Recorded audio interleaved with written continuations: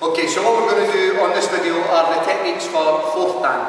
Now, by the time you get to fourth dan, it should be really simple for you to take the techniques and perform them to the left and to the right, or to the right and to the left. There's no need to demonstrate every technique to both sides. By this stage, you should be well versed in them and be able to do it. Now, the fourth dan techniques are really a culmination of all the techniques that I went beforehand. And this is all arrest techniques or techniques you can use for come-alongs or to control your partner.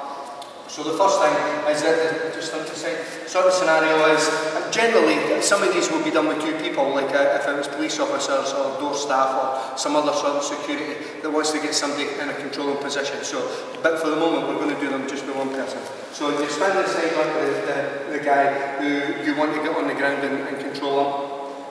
If I was to just grab his hand, I'd be too slow and he would pull it away. So before I grab your hand, pull it away.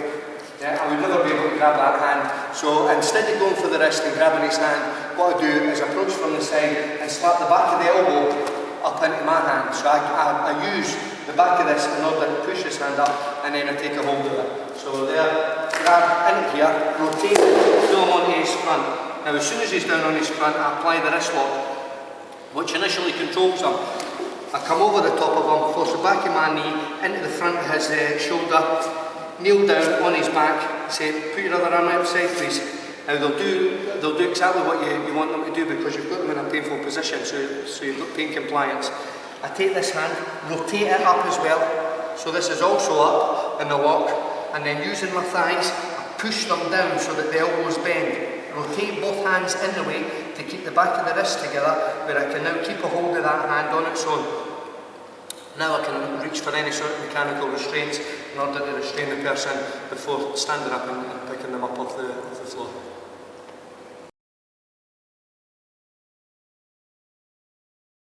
Okay, so the second technique is finger locks. So what's going to happen, the scenario is this guy's becoming aggressive towards me, so he's pointing his finger at my chest as he gives me abuse and he's telling me what to do. So what I'm going to do is, just for safety's sake, I'm going to use two fingers. So as he pokes it against my chest, what I have to do is engage his brain with a question: what's your problem, mate? I take a hold of the fingers, and it's simple, because my hands are up here anyway, like you would do in any sort of self-defense situation. Just by pushing my hips in this direction, I don't need to move my hand. My hand comes across and grabs a hold of the fingers relatively simply. So I've got, my pinky becomes my fulcrum point, and the whole finger is my lever. Now from here, I'm going to rotate it in this direction. So wherever his palm goes, wherever his palm goes, that is where he's going to go. So from here, I've grabbed the finger, I take it over, rotate it up here, and place the back of my forearm against it. Now that makes a base. So now I can apply this lock. Yeah? So do you feel that lock on? So what I'm going to do from there is I just pull it forwards, and I put the back of his forearm against my chest. Now if you punch me in the face there, punch me in the face. Yeah? So just by pushing my shoulder forwards, and I don't pull the fingers back anymore, I just push the shoulder forwards, keeping the fingers in that trap position, and rotate it forwards, yeah? And that's what applies the lock.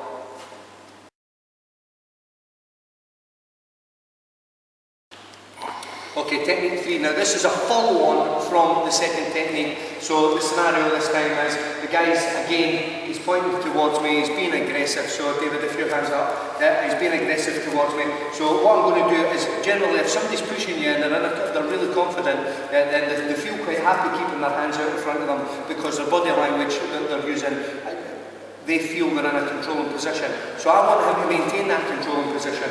And as he does, I'm just going to step off to the line, grab a hold of the fingers, trap it against my shoulder, and strike him up into the throat, or into the armpit, or punch him in the ribs, or any sort of to strike at all that's going to mentally distract him. So as soon as I've done that, I'm going to bring this hand round, and again, I'm back into the same position again, where I'm using my forearm as a base.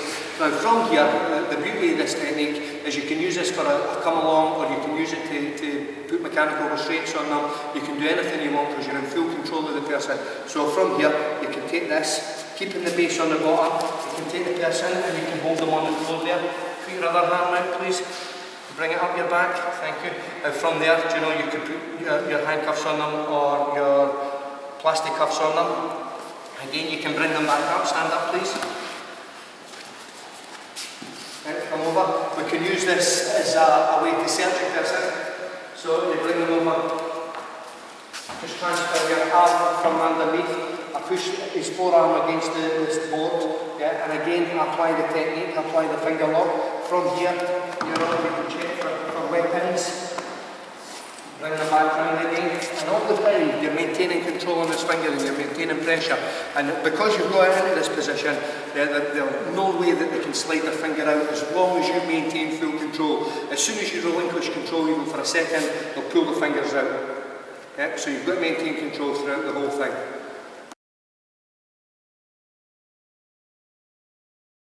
Okay, so technique number 4, what's going to happen is the guy once again, he's becoming aggressive towards me, so as he pushes towards my chest, I'm going to, that's it, as he pushes towards my chest, I'm going to take the hand and I'm going to push it down, keeping a hold of it so that the palm of his hand's pressed against my stomach.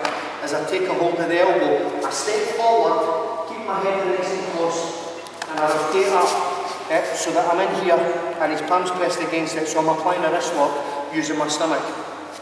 So he's there, he pushes, trap, keep it in tight, pull him up so you've got him in the wrist lock. Now from that position, what you do is this hand then comes through the underneath and turns around. So you get the back hammer lock, just stand still. You get the back hammer lock. Now the fingers go in between the two muscles in the shoulder and the chest. Lock this round and bring it up. Now it's important that the back of the hand is against the back of his arm, not the front of the hand, so that you can do this cutting motion. Up here, you keep it up there nice and tight. Now you can either use it as a come along technique to take them where you want them to go, or you can use it to take them down. So up, under, keep them tight and take them off balance. Just tell them, sit down. They'll sit down, keeping this lock applied all the time. Pull them round onto the front. Again, the lock's applied throughout the whole thing. Take a hold of it, keep it pushed up their back. Yeah, and again, using the pain compliance, tell them, bring your other arm up please. You bring the other arm up, take a hold of this. Now you can reach whatever mechanical restraint you want and you can control them in that position.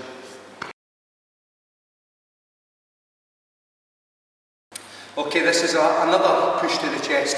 So again, the guy pushes to the chest.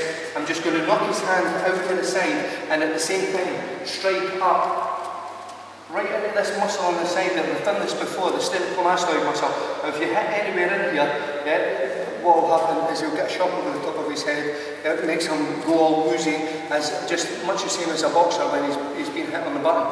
So he comes out and pushes. Here, strike. I'm going to come around and I'm going to either grab the other side of his neck, or grab his hair, or grab his ear, or anything like that. Come up and hold them tight in this position. Now you can keep the person locked up in this position, yeah, but what I want to do is get them down onto the ground and be able to control them. So you push the head out, again, lock him up, so he's trapped there. Now I'll turn this over the back, pull him onto his front, the other arm comes out. Again, I sit down at the side, and exactly the same as the last one, keeping the wrist compressed. Give me your hand, please. Bring this hand over the back, rotate that in as well, push the elbow down and draw them together. Now keep them trapped, again, while I go for my mechanical restraints.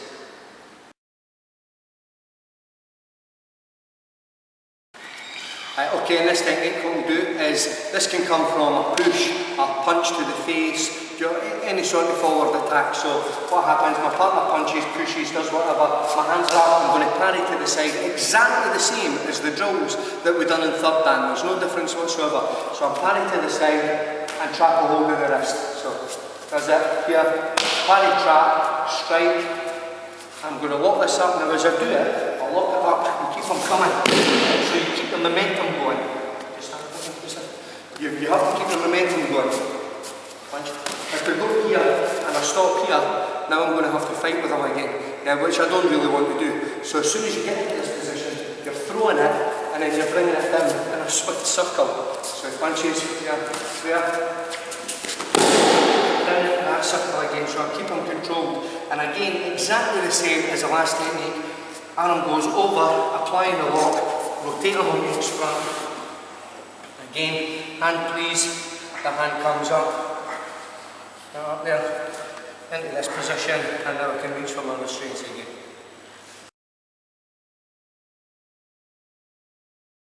Okay, number 7. So the scenario for this one is, you know, there's this young guy here, he's full of drink or drugs or both. You know, he's been a bit cheeky, he's a bit lippy. I want to control him, or I want to get him out of the club, or whatever the situation is, I need to be able to control this guy before something kicks off. So it can come from either his hands are in his pocket, or they're at his side, or they're at the back here, either or, whatever it is. So what I'll have to do is shoot my hand through. And as I do, I'm just going to step to the side of him and rotate over so that his hands begins to go up into arm and shoulder lock. So I'm here, calm yourself, son.